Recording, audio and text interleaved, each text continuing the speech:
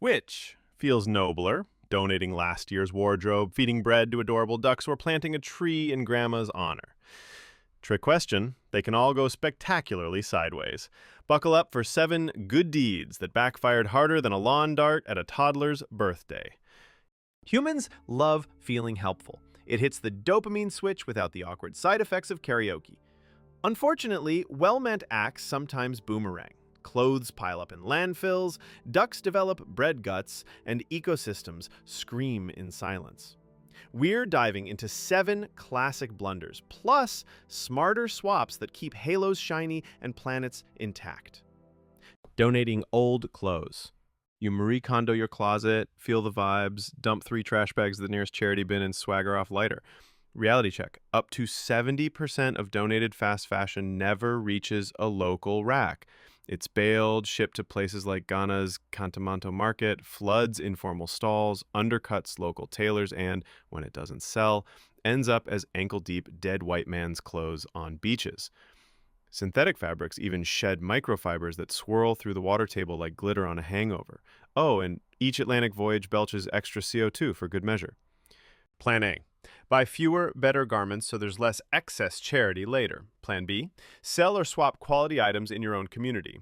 Online marketplaces, clothing libraries, even naked ladies' parties where everyone shops each other's wardrobes while pretending it's cardio.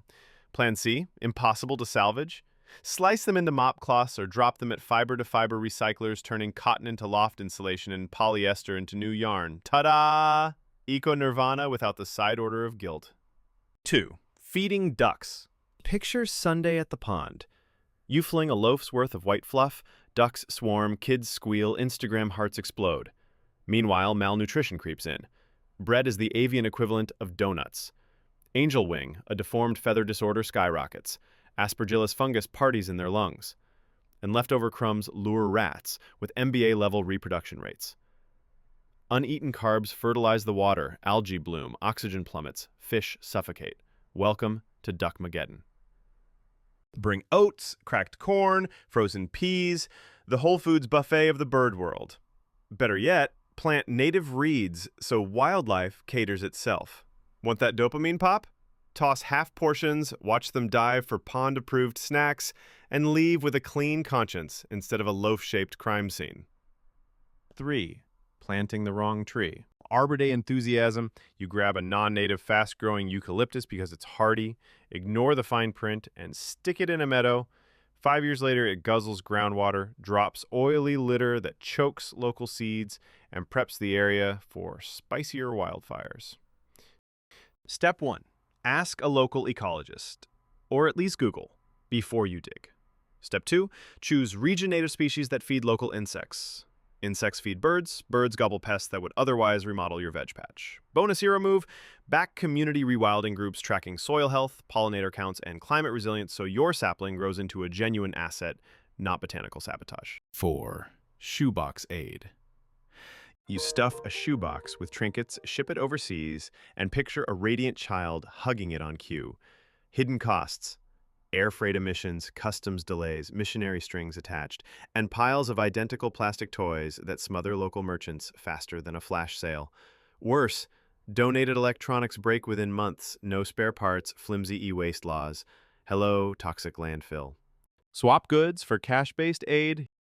Randomized trials from Harvard to GiveDirectly show local families stretch money further than our charity wish lists. Support NGOs pushing prepaid cards or mobile wallets so dollars circulate in community markets instead of clogging docks with beanie babies. 5. One-off well projects. College society raises $8,000, sinks a Kenyan borehole, snaps selfies, jets home. 5 years later, the pump seizes. Replacement parts cost $100,000, but the budget ended at ribbon cutting. Community treks back to the river. UNICEF estimates 1/3 of African water points fail within 4 years. Others become snake spas. Good intentions, rusty pipes. Nobody brings WD-40. Fund life cycle maintenance.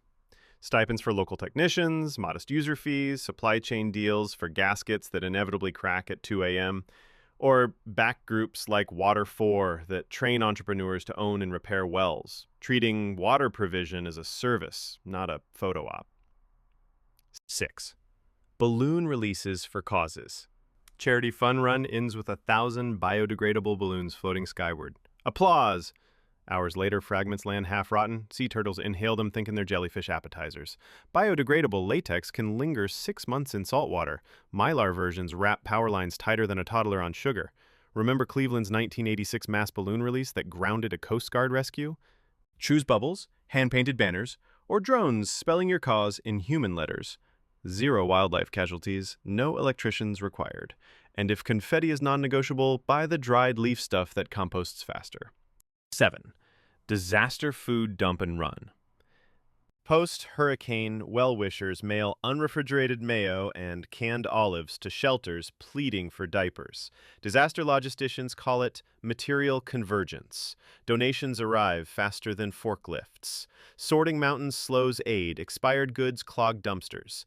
After the 2004 tsunami, Indonesian volunteers spent weeks binning incompatible Western foods instead of distributing essentials, while container fees racked up like crazy.